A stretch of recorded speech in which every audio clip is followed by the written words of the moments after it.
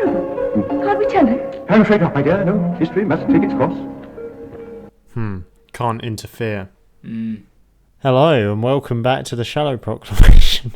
I don't know why I'm in this posture, but hi. Nice. And we're watching Doctor Who classic series 2, The Crusade, and it's episode 4, the finale. So it's going to be a reconstruction, but we're going to watch it at 1.5 times speed. Not because we find with the reconstructions it helps us concentrate a bit more, because obviously the pace of the visuals is slower with just photos, so yeah, it helps us a bit. And we have read a synopsis because we discovered that helps us with this to actually know what the kind of plot is before we watch it. Yeah, because there are no subtitles on the particular platform where we're viewing it. 9 and 3/4. Sorry? 9 and 3/4. Cool. How many adverts are we going to get? If you're watching this at home, enter your bids now for how many adverts we'll get through this. Okay. Yeah, we're going to show them all. I'm going for 8 in 4 groups. There we go. That's 2. Is this at 1.5? Oh, good point. It just didn't sound particularly fast to me.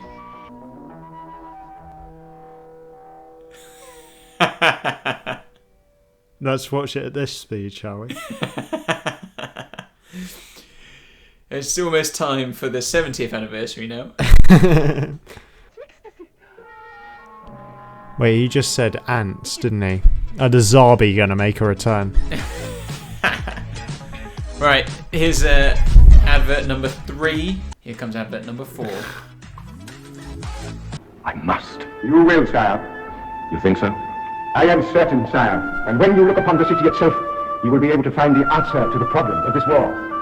Maybe now take our leave, sire. Nice little touch, isn't it? Because obviously the Doctor does know the Yeah, outcome. that's true. That's terrible. Can't we tell her? I'm afraid not, my dear. No, history must take its course. Can't interfere. It's the Zarbi. Yeah. Wonder what that would have looked like moving. It's hard to get a sense, isn't it? Oh.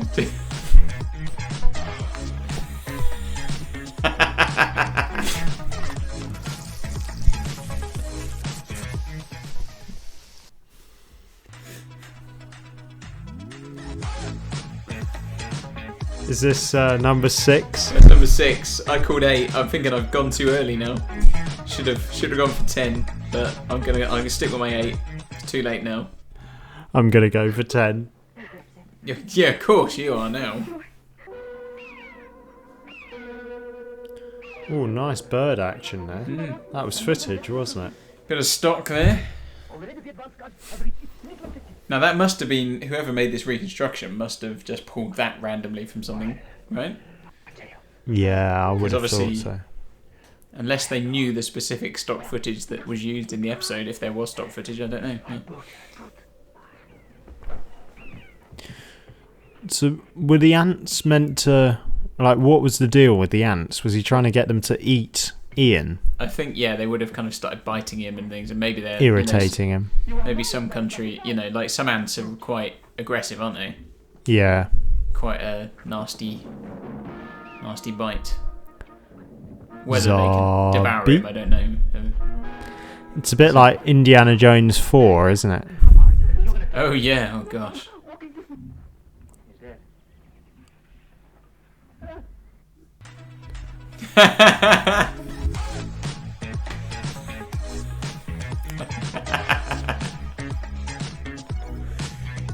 You work it, Thomas. You need to show some moves for this one, Paul. If there weren't ladies watching before, there will be now. Go on, Paul, give us some moves.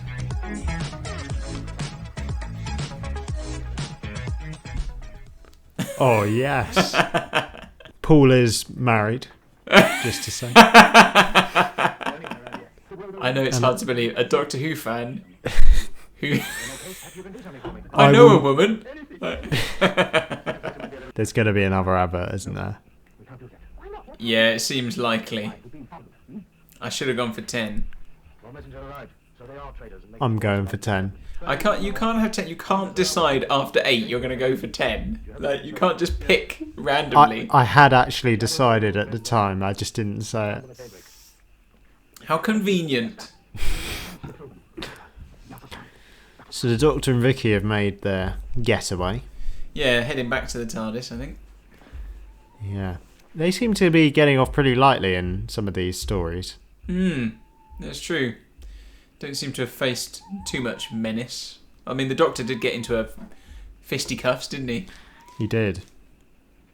Back in the Romans. And he had to do business with the hairdryer in the Web Planet. That's true. They got dusted with talcum powder. I thought you'd kill yourself. What is the... Ah.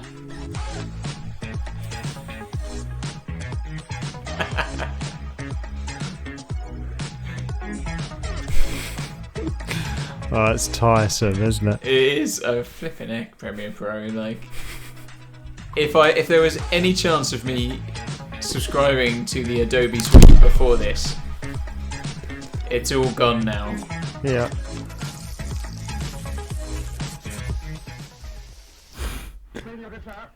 Right, there we go. It's another good example, isn't it? I think we mentioned in one of the earlier, I think it was Reign of Terror, or maybe it was back even in Marco Polo. Can't remember what the Doctor wore in Marco Polo. But in the historicals, the Doctor often ends up wearing something from the era. So the outfit changes. Which is a neat little thing. That's a good point. Oh, bit of animation there. Someone subscribed to Premiere Pro there. That's pretty nice. We will not speak of this. Let this story die here in this wood, or we'll be branded idiots or liars. Poor Surrey brave fellow. We are getting some footage. Oh, there we go. I really like that last line, actually, about how the soldiers saw the TARDIS disappear into thin air, and then they were like, we won't tell anyone about this because we'll be called idiots. And it sort of covers the show's tracks, because it's like, why we can't find reports of the TARDIS in our historic documents. But I kind of like that they've thought of that. That's nice. Yeah, it's a neat idea, isn't it? Yeah, there's a lot going on in that episode, wasn't there? A lot of action all the way through. Lots, what with Barbara at the beginning escaping with the harem, and then you've got Ian's antics. All that stuff there. And of course, Doctor and Vicki. So they've... Like, one criticism sometimes of the Doctor Who when it had multiple companions, more than two at least, is that they don't know what to do with them. There's not enough story to go round, but there certainly have been with this lot so far. With Vicki, in every story, it's felt like there's been enough, and actually, it's not like they've just split. The safe money would be to just split them in two, wouldn't it? To be like, two of them go this way, two of them go that way, two different halves of the story. But actually, you've got kind of three different things going on here, because Ian's in a different place to Barbara. So yeah, it actually does quite a lot all there. So yeah, and it's been good that the recons have been interspersed with actual episodes, so it feels like it's been a bit easier to grasp than Marco Polo was. That was 7 episodes of reconstructions. Yeah, it's still, excuse me, it is still tough watching the recons and harder to get a sense of it, I think, which is why we've read the synopsis beforehand. But yeah, I mean, I think again, it's always easy to say this with recons. You go, I think if you could see this, it would be better. Now, that's true of any story, of course, but having seen the other 2 episodes, that there's potential for the episodes we just watched in reconstruction to actually be very good as well. And we've heard it. Yeah, so it's a shame it doesn't exist there. It felt like the episode kind of had a really coherent theme running throughout. the story actually, which was to purchase Premiere Pro. Yeah, I definitely feel like I've got to go and get my copy quite soon. Yeah, I mean they flogged that horse dry, really, didn't they? Flogged that horse dry. Are we mixing our metaphors? Like I don't even know what you've mixed together there. There was quite a bit of extensive information from Julian Glover, apparently on the DVD commentary for this story. Which I don't know what DVD it must be on. I know they released this as part of a box set with lots of lost episodes, some of which have now been found. I don't think it was just episodes. They had like documentary bits about them as well and stuff. So maybe he did a commentary on the episode then. But it said Julian Glover didn't enjoy working with William Hartnell. He noted on the DVD commentary, that William Russell and Jacqueline Hill would make guest cast welcome, as Hartnell wasn't very good at that, and describes him as cold towards himself and Jean Marsh. And he says, I don't know whether he was insecure or not, but he was very difficult to work with. God rest his soul, but he was very difficult. I suppose it was insecurity. He couldn't bear to be upstaged. He couldn't bear not to be in the centre. It was extraordinary casting in that part. I mean, if you think of all those films where he played military people and all that, he was absolutely wonderful playing those stern military types. That was his strength, playing union men, playing representatives of working class bodies. And so it was extraordinary that he was cast as Doctor Who. That's probably the reason Bill Hartnell, as has been suggested, felt insecure. That was the reason for it. He felt like a fish out of water to start with, and he was determined that he should win. And my God, he did win. He was personally responsible for the success of that series and why it's still going today. I don't deny that, but he wasn't easy, and I just had to swallow it as he was the governor. And Doug said, no, don't upset him. My background was at the time a bit la-di-da for him with the Royal Shakespeare Company and all that Shakespeare stuff.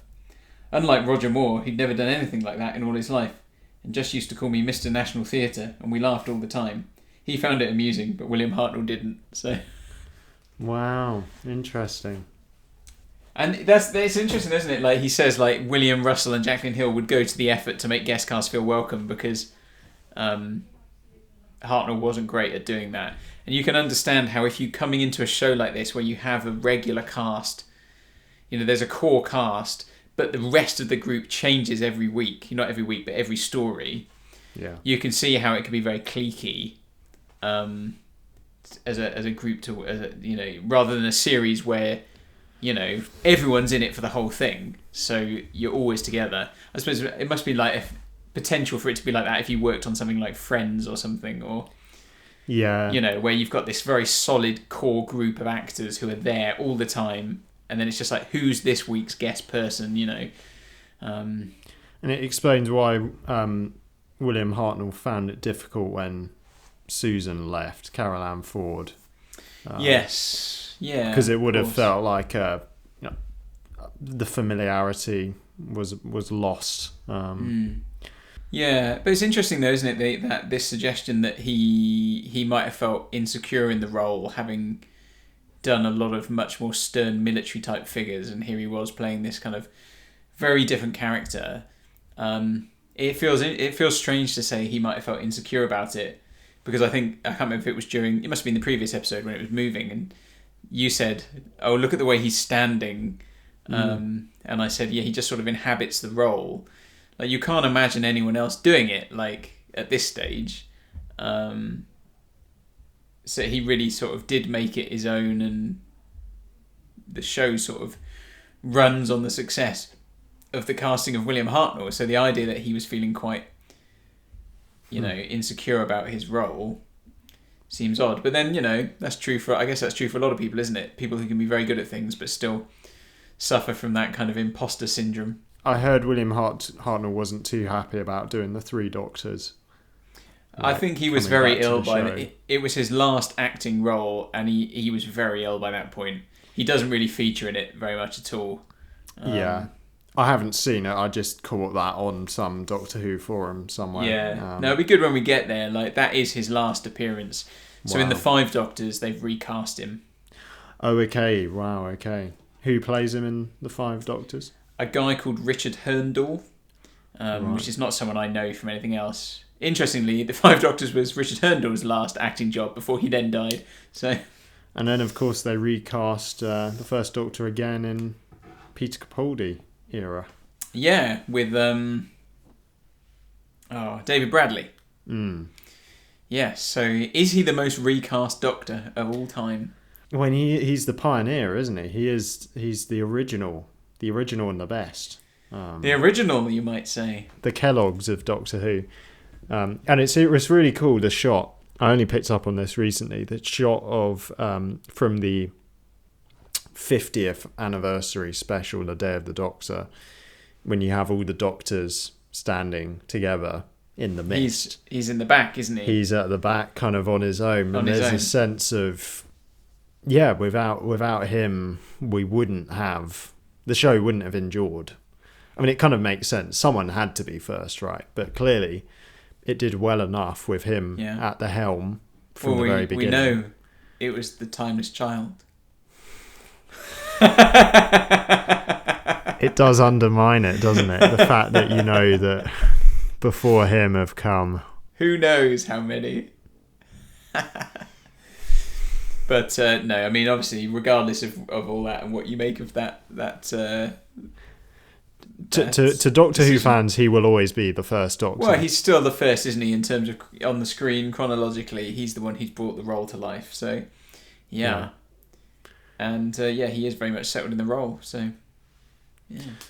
Yeah, well, good. So, well, we sort of veered into general Hartnell chat there, but it's good to reflect at this point in the series just how it's doing. And, I think he's really inhabited the role in this series so far. He seems comfortable in what he's doing. The character has settled down as well. This feels like a series 2 review at the moment. We should save this gold. Which we will be doing at the actual end of Series 2, so do feel free to put questions in the comments, and do say that they're questions for the review, rather than just general questions. Yep. And we'll kind of pull them together and chat about them in our live stream when we finish the series. And we're not too far off that, actually, are we? So, nice haircut, by the way. Thank you. Yeah. Cheers. Well, thanks for watching, everyone. And we'll see you next time. Take care. Bye-bye.